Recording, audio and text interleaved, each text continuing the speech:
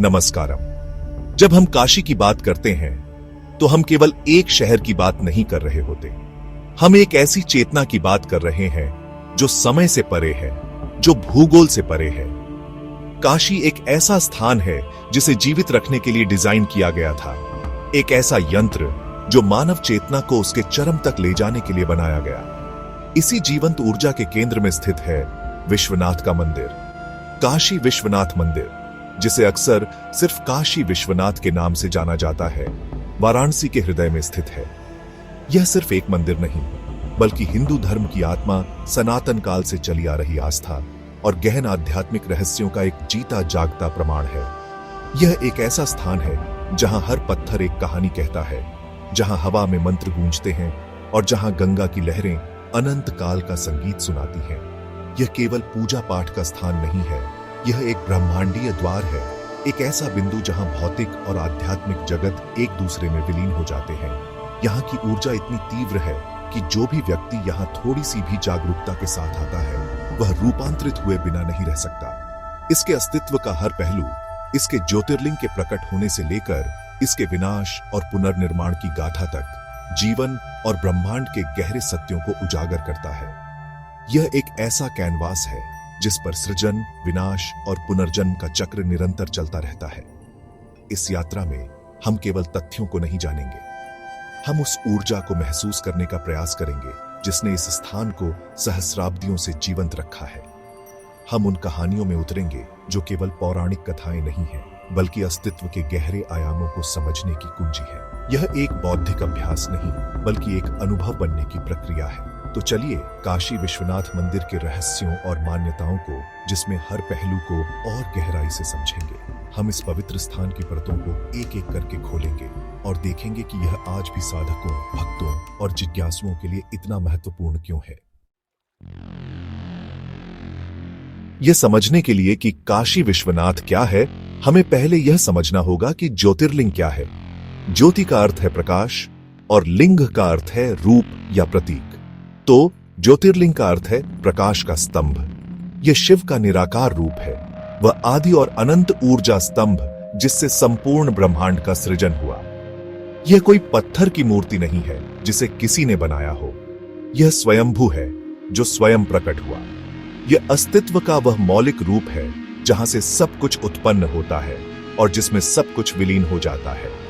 एक समय की बात है जब सृष्टि के दो सबसे शक्तिशाली देवता, ब्रह्मा जो सृष्टि करता है और विष्णु जो पालन करता है, के बीच इस बात पर विवाद छिड़ गया कि दोनों में श्रेष्ठ कौन है। उनका अहंकार इतना बढ़ गया कि ब्रह्मांड का संतुलन बिगड़ने लगा। वे दोनों अपने अपने दावों पर अड़े हुए थे और उनका विवाद एक विनाशकारी युद्ध का रूप लेने वाला था। यह केवल दो देवताओं का अहंकार नहीं था, यह सृजन और पालन की शक्तियों के बीच टकराव था जो पूरी सृष्टि को खतरे में डाल रहा था। जब उनका विवाद चरम पर था, तब अचानक उनके बीच एक अद्भुत घटना घटी। एक असीम, देदीप्यमान प्रकाश स्तंभ प्रकट हुआ जो न तो शुरू होता हुआ दिख रहा था और न ही समाप्त होता हुआ। उसकी चमक करोड़ों सूर्यों से भी तेज थी और उसकी ऊर्जा ने पूरे ब्रह्मांड को स्तब्ध कर दिया। ब्रह्मा और विष्णु दोनों उस दिव्य स्तंभ को देखकर चकित रह गए। यह उनकी समझ और शक्ति से परे था। उन्होंने अपने विवाद को भुलाकर उस स्तंभ के रहस्य को जानने का निश्चय किया। उन्होंने यह तय किया कि वे इस प्रकाश स्तंभ के आदि और अंत का पता लगाएंगे। ब्रह्मा ने एक हंस का रूप धारण किया और स्तंभ के ऊपरी सिरे को खोजने के लिए ऊपर की ओर उड़ चले, जबकि विष्णु ने एक विशाल वराह का रूप धारण किया और उसके आधार को खोजने के लिए नीचे की ओर पाताल में चले। सहस्राब्दियों तक वे यात्रा करते रहे, लेकिन उस स्तंभ का कोई ओर छोर नहीं मिला। वे दोनों थक हार कर वापस उसी स्थान पर लौटे जहां से उन्होंने अपनी यात्रा शुरू की। जब वे अपनी हार स्वीकार कर चुके थे, तब उस प्रकाश स्तंभ से स्वयं शिव प्रकट हुए। उन्होंने ब्रह्मा और विष्णु को समझाया कि वे दोनों लेकिन कोई भी कर्म नहीं है, परम सत्य के एक निराकार ऊर्जा है जिसके वर्तमान केवल अंश है। यह प्रकाश स्तंभ और ज्योतिर्लिंग शिव की अनंतता और सर्वोच्चता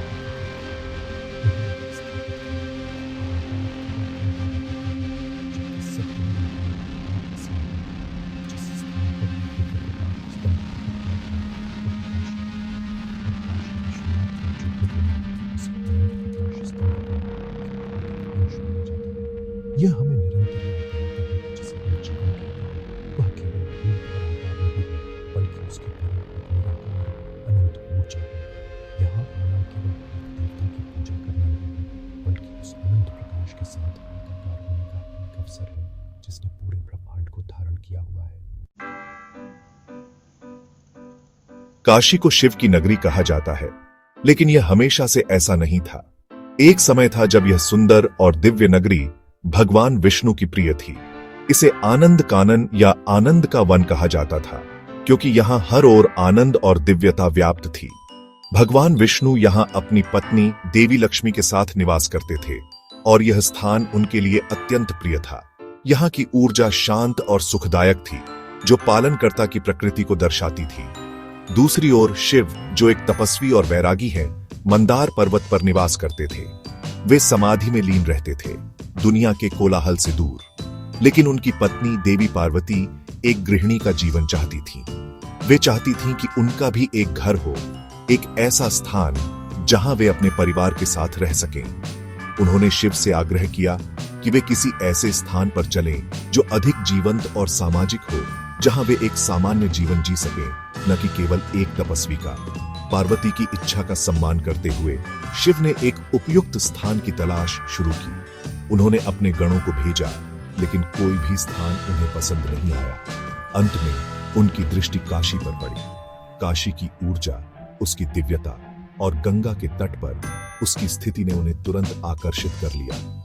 उन्हें लगा कि यह उनके और उनके परिवार के लिए सबसे उपयुक्त स्थान है। यहाँ वैराग्य और सामाजिक जीवन का एक अद्भुत संतुलन था। लेकिन एक समस्या थी। काशी पहले से ही भगवान विष्णु का निवास था। शिव, जो मर्यादा का सम्मान करते हैं, सीधे जाकर उस पर अधिकार नहीं कर सकते थे। उन्होंने अपने गण निकुंभ को काशी भेजा ताकि वे विष्णु से इस स्थान को उनके लिए मांग सके।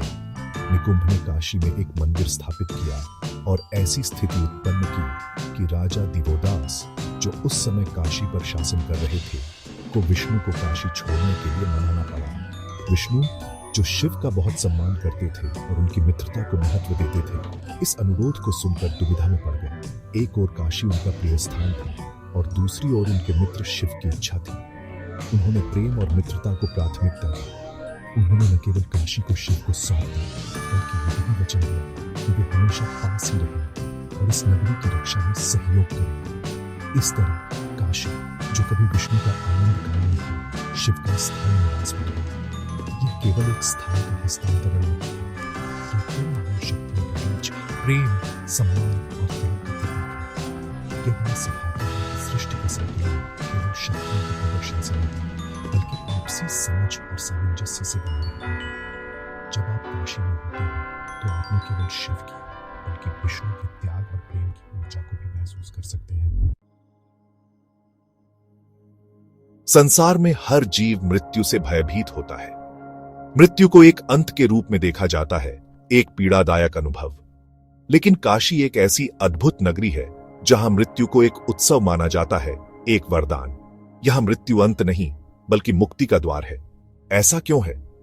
क्योंकि ऐसी मान्यता है कि जो कोई भी काशी की पवित्र भूमि पर अपने प्राण त्यागता है, उसे सीधे मोक्ष की प्राप्ति होती है। वह जन्म और मृत्यु के अंतहीन चक्र से मुक्त हो जाता है। इसके पीछे का रहस्य स्वयं भगवान शिव से जुड़ा है।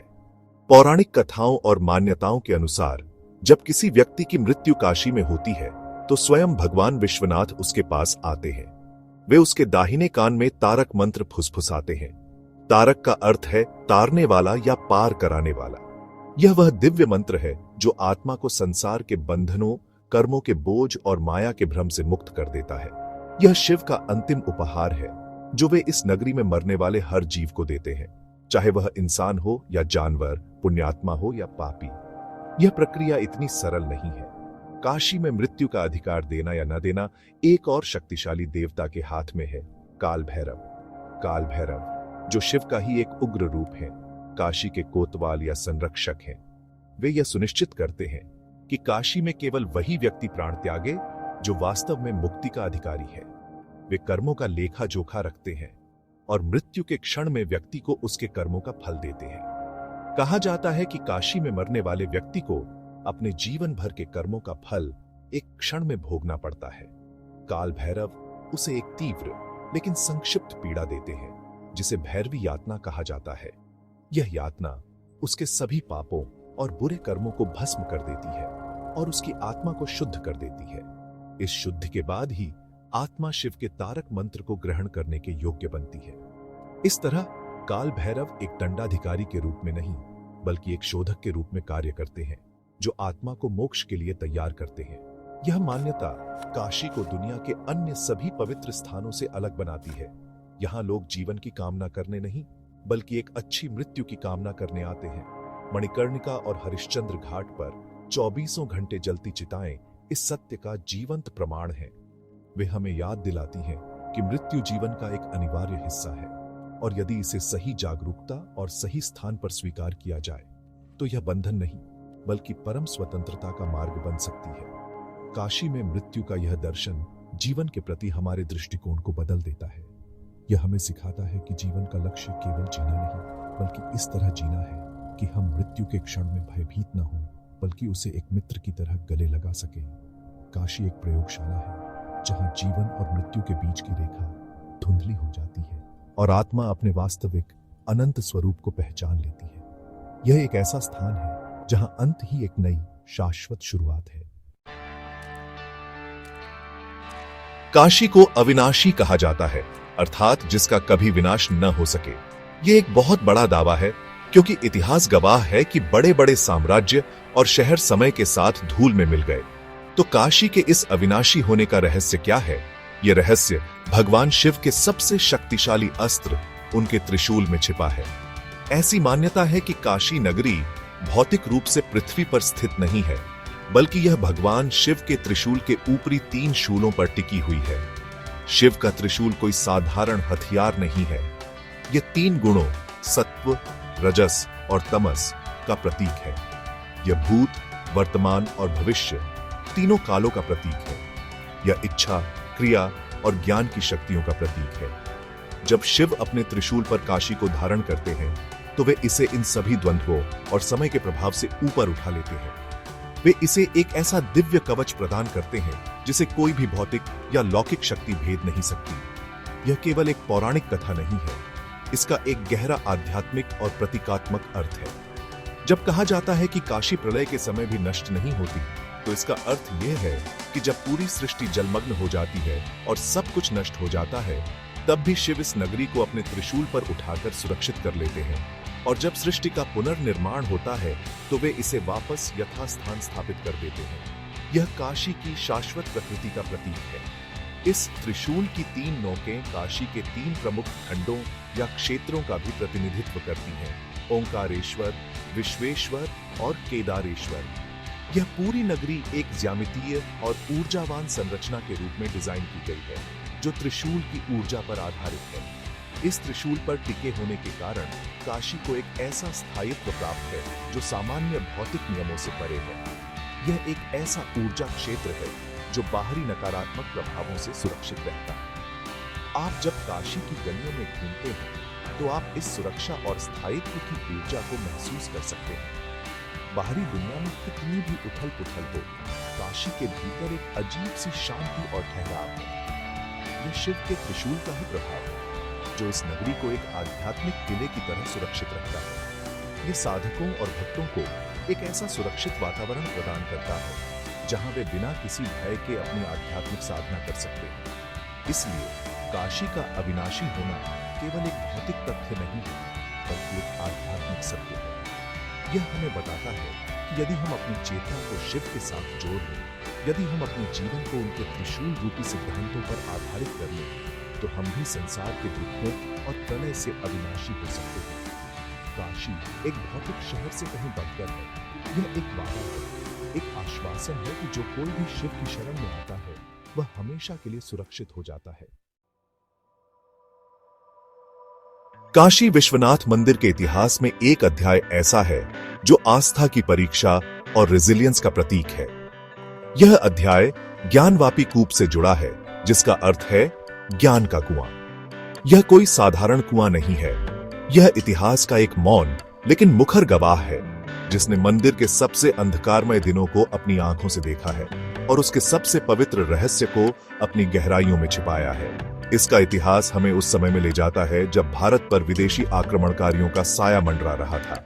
17वीं शताब्दी में मुगल शासक औरंगजेब ने अपनी कट्टर नीतियों के चलते देश भर में हजारों मंदिरों को ध्वस्त करने का आदेश दिया। उसकी नजर काशी विश्वनाथ मंदिर पर भी पड़ी, जो हिंदू आस्था का सबसे बड़ा केंद्र था। जब मंदिर के पुजारियों को यह पता चला कि आक्रमणकारी मंदिर को नष्ट करने के लिए आ रहे हैं, तो उनके सामने सबसे बड़ी चुनौती थी मूल ज्योतिर्लिंग की रक्षा करना। यह ज्योतिर्लिंग कोई साधारण पत्थर नहीं था, यह स्वयं शिव का स्वरूप था, करोड़ों हिंदुओं की आस्था का केंद्र। इसे किसी भी कीमत पर अपवित्र होने से बचाना था। समय बहुत कम था। पुजारियों ने एक साहसिक और हृदय विदारक निर्णय लिया। मंदिर के मुख्य पुजारी ज्योतिर्लिंग को लेकर मंदिर परिसर में स्थित ज्ञानवापी कूप की ओर भागे और उन्होंने शिवलिंग की रक्षा के लिए खुद शिवलिंग के साथ कुएं में छलांग लगा दी, ताकि उसे आक्रमणकारियों के हाथों से बचाया जा सके। यह एक अविश्वसनीय त्याग था। उन्होंने अपने प्राणों की आहुति देकर यह सुनिश्चित किया कि ज्योतिर्लिंग सुरक्षित रहे। जब औरंगजेब की सेना मंदिर पहुंची, तो उन्होंने मंदिर को तो ध्वस्त कर दिया, लेकिन वे मूल शिवलिंग को नहीं पा सके। बाद में मंदिर के ध्वंसावशेष पर ही ज्ञानवापी मस्जिद का निर्माण कर दिया गया, जो आज भी उस ऐतिहासिक संघर्ष और पीड़ा की याद दिलाती है। सदियों तक वह पवित्र ज्योतिर्लिंग उसी ज्ञानवापी कूप की गहराइयों में छिपा रहा। यह कुआं केवल पानी का स्रोत नहीं रहा, बल्कि यह ज्ञान, त्याग और जीवित आस्था का प्रतीक बन गया। भक्तों का मानना है कि आज भी उस कुएं के जल में ज्योतिर्लिंग की दिव्य ऊर्जा व्याप्त है। यह कुआं हमें याद दिलाता है कि भौतिक संरचनाओं को नष्ट किया जा सकता है, लेकिन आस्था को नहीं। आस्था दिलों में रहती है और वह किसी भी विनाश के बाद फिर से अंकुरित होने की क्षमता रखती है। ज्ञानवापी कूप का अस्तित्व आज भी इतिहास, आस्था और विवाद का केंद्र है। यह हमें उस दर्दनाक अतीत की याद दिलाता है, लेकिन साथ ही यह हिंदू धर्म की सहनशीलता और दृढ़ता का भी प्रमाण है। यह एक जीवंत गवाह है जो हमें बताता है कि सत्य को कुछ समय के लिए छिपाया जा सकता है, लेकिन उसे हमेशा के लिए मिटाया नहीं जा सकता। वह ज्ञान के कुएं की तरह है, जो सतह पर शांत दिख सकता है, लेकिन अपनी गहराइयों में अनंत रहस्य और ऊर्जा समेटे हुए है। जब आप किसी नए शहर में जाते हैं, तो आपको वहां प्रवेश करने के लिए किसी की अनुमति की आवश्यकता नहीं होती। लेकिन काशी कोई साधारण शहर नहीं है। यह एक जीवंत देवता का क्षेत्र है, और इस क्षेत्र में प्रवेश करने, रहने या यहां तक कि इसे छोड़ने के लिए भी आपको यहां के कोतवाल या पुलिस प्रमुख की अनुमति लेनी होती है। और काशी के कोतवाल कोई साधारण मनुष्य नहीं, बल्कि स्वयं भगवान शिव के सबसे उग्र और शक्तिशाली स्वरूप काल भैरव हैं। काल भैरव का नाम ही भय उत्पन्न करता है। काल का अर्थ है समय और मृत्यु, और भैरव का अर्थ है भयानक या उग्र। वे समय और मृत्यु के भी स्वामी हैं। उन्हें शिव ने काशी का संरक्षक नियुक्त किया है। उनका काम यह सुनिश्चित करना है कि काशी की पवित्रता और आध्यात्मिक व्यवस्था बनी रहे। वे न्याय के देवता हैं, जो अच्छे लोगों की रक्षा करते हैं और बुरे लोगों को दंड देते हैं। उनका शासन अमोघ है। उनकी अनुमति के बिना काशी में पत्ता भी नहीं हिलता।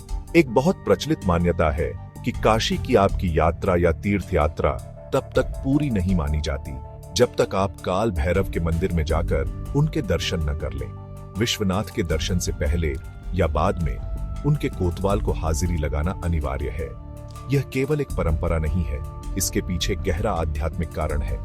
काल भैरव आपके अहंकार और नकारात्मकता को नष्ट करते हैं। उनके दर्शन करने का अर्थ है अपने भीतर के सभी भयों, पापों और अशुद्धियों को उनके चरणों में समर्पित कर देना। काल भैरव का मंदिर अपने आप में एक अनूठा स्थान है। यहाँ उन्हें प्रसाद के रूप में शराब और अन्य तामसिक वस्तुएं चढ़ाई जाती हैं, जो उनके उग्र स्वरूप का प्रतीक है। लेकिन उनका स्वरूप जितना उग्र है, उनका हृदय उतना ही दयालु है। वे अपने भक्तों की रक्षा एक पिता की तरह करते हैं। वे यह सुनिश्चित करते हैं कि कोई भी बुरी शक्ति या नकारात्मक ऊर्जा काशी में प्रवेश करके साधकों की साधना में विघ्न न डाल सके। वे एक अदृश्य दीवार की तरह इस नगरी की रक्षा करते हैं। एक और दिलचस्प मान्यता यह है कि जब आप काशी छोड़कर जाते हैं, तब भी आपको काल भैरव से अनुमति लेनी पड़ती है। लोग उनके मंदिर में जाकर एक काला धागा लेते हैं और उसे अपनी कलाई पर बांधते हैं। यह धागा काल भैरव के संरक्षण का प्रतीक है। जो काशी के बाहर भी आपकी रक्षा करता है। यह एक तरह का आध्यात्मिक वीजा या एग्जिट परमिट है। काल भैरव का शासन हमें यह सिखाता है कि आध्यात्मिकता केवल सौम्यता और शांति नहीं है। कभी कभी अनुशासन, न्याय और व्यवस्था बनाए रखने के लिए एक उग्र शक्ति की भी आवश्यकता होती है। वे हमें याद दिलाते हैं कि सच्ची स्वतंत्रता आत्म अनुशासन से आती है। काशी में उनका अस्तित्व इस बात का प्रमाण है कि जहाँ परम धर्म शिव है, वहाँ परम काल भैरव भी होना आवश्यक है ताकि ब्रह्मांड का संतुलन बना रहे। यदि आप काशी विश्वनाथ मंदिर की दीवारों को छू सकें और उनकी कहानी सुन सकें, तो वे आपको विनाश और पुनर्निर्माण की एक ऐसी गाथा सुनाएंगी जो किसी भी अन्य स्थान पर मिलना दुर्लभ है। यह मंदिर केवल एक बार नहीं, दो बार नहीं, बल्कि इतिहास में कई बार ध्वस्त किया गया। हर बार आक्रमणकारियों ने सोचा कि उन्होंने आस्था के इस केंद्र को हमेशा के लिए मिटा दिया है, लेकिन हर बार यह राख से फीनिक्स पक्षी की तरह और भी अधिक भव्यता के साथ उठ खड़ा हुआ। मंदिर का इतिहास उथल पुथल भरा रहा है। इसका पहला विनाश 12वीं शताब्दी में कुतुबुद्दीन ऐबक की सेना ने किया था, लेकिन भक्तों की आस्था नहीं टूटी। इसे फिर से बनाया गया। फिर सदियों बाद जौनपुर के शर्की सुल्तानों ने इसे फिर से ध्वस्त कर दिया, लेकिन आस्था फिर भी जीवित रही। राजा टोडरमल ने अकबर के शासनकाल में इसे फिर से बनवाया, लेकिन सबसे बड़ा आघात तब लगा जब 1769 में औरंगजेब ने इसे पूरी तरह से ध्वस्त कर दिया और इसकी जगह पर एक मस्जिद बनवा दी। यह एक ऐसा क्षण था जब लग सकता था कि सब कुछ समाप्त हो गया है। लगभग 125 वर्षों तक विश्वनाथ का कोई भव्य मंदिर नहीं था। पूजा अर्चना छिपकर होती थी, लेकिन सनातन आस्था की जड़ें बहुत गहरी थी। इसे मिटाया नहीं जा सकता था। फिर 18वीं शताब्दी में इंदौर की मराठा रानी अहिल्याबाई होलकर, एक महान शिव भक्त, ने इस पीड़ा को समाप्त करने का बीड़ा उठाया। उन्होंने ज्ञानवापी मस्जिद के ठीक बगल में वर्तमान काशी विश्वनाथ मंदिर का निर्माण करवाया। रानी अहिल्याबाई का योगदान अविस्मरणीय है। उन्होंने न केवल एक मंदिर का निर्माण किया, बल्कि उन्होंने एक टूटी हुई आस्था को फिर से जोड़ा। उन्होंने यह साबित कर दिया कि जब संकल्प दृढ़ हो तो कोई भी बाधा बड़ी नहीं होती। उनका बनवाया हुआ मंदिर आज भी खड़ा है, जो उनकी भक्ति और दृढ़ता का प्रमाण है। बाद में 19वीं शताब्दी में पंजाब के महाराजा रणजीत सिंह ने मंदिर के शिखरों पर सोना मढ़वाया, जिससे इसे स्वर्ण मंदिर का नाम मिला। यह बार बार का विनाश और पुनर्निर्माण केवल एक ऐतिहासिक घटना नहीं है, यह हिंदू आस्था के लचीलेपन, उसकी रेजिलियंस का प्रतीक है। यह हमें सिखाता है कि आस्था इमारतों में नहीं, बल्कि लोगों के दिलों में बसती है। इमारतों को तोड़ा जा सकता है, लेकिन दिलों में बसी श्रद्धा को नहीं। हर बार जब मंदिर को तोड़ा गया, तो यह आस्था और भी मजबूत होकर उभरी। आज जब हम प्रधानमंत्री नरेंद्र मोदी द्वारा बनवाए गए भव्य काशी विश्वनाथ कॉरिडोर को देखते हैं, तो यह उसी परंपरा की एक और कड़ी है। ये हमें दिखाता है कि ये पुनर्निर्माण की यात्रा कभी रुकी नहीं। काशी विश्वनाथ का इतिहास हमें यह महत्वपूर्ण सबक सिखाता है कि जीवन में कितनी भी कठिनाइयां आए, कितनी भी बार हम गिरे, महत्वपूर्ण यह है कि हम हर बार फिर से उठ खड़े हों, और भी अधिक शक्ति और विश्वास के साथ। जब आप काशी की धरती पर चलते हैं, तो आप केवल वर्तमान पर नहीं चल रहे होते, आप इतिहास की अनगिनत परतों पर चल रहे होते। काशी को दुनिया के सबसे पुराने, निरंतर बसे हुए शहरों में से एक माना जाता है। लेकिन यह कितना पुराना है? इसकी प्राचीनता का रहस्य इसकी मिट्टी की परतों में ही छिपा है। जब पुरातत्वविदों ने इस शहर की खुदाई शुरू की, तो उन्हें जो मिला वह आश्चर्यजनक था। खुदाई में उन्हें एक के नीचे एक कई सभ्यताओं की परतें मिली। हर परत एक अलग युग की कहानी कहती थी, एक अलग संस्कृति और जीवन शैली का प्रमाण देती थी। ये परतें दिखाती हैं कि यह शहर हजारों वर्षों से लगातार आबाद रहा है। यहाँ संस्कृतियां आईं, विकसित हुईं और समय के साथ बदल गईं, लेकिन शहर का अस्तित्व कभी समाप्त नहीं हुआ। यह एक जीवंत समय रेखा की तरह है जो हमें सीधे अतीत में ले जाती है। एक और दिलचस्प रहस्य जो इन परतों से उजागर होता है, वह है शहर का बार बार धंसना और उठना। भूवैज्ञानिक और ऐतिहासिक साक्ष्य बताते हैं कि काशी शहर समय समय पर गंगा नदी में थोड़ा धंसता गया है। पुराने मंदिर और घाट समय के साथ नदी के गर्भ में समा गए, लेकिन लोगों ने शहर को नहीं छोड़ा।